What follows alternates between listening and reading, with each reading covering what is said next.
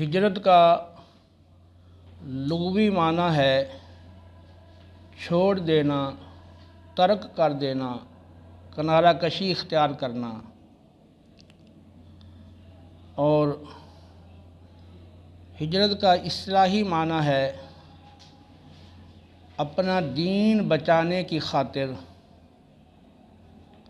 اپنے دین کی حفاظت کی خاطر ایک جگہ چھوڑ کر دوسری جگہ منتقل ہونا۔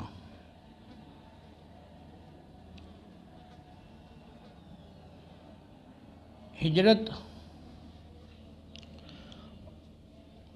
رسول اللہ صلی اللہ علیہ وسلم کے زمانہ میں 4 طرح کی ہوئی ہے۔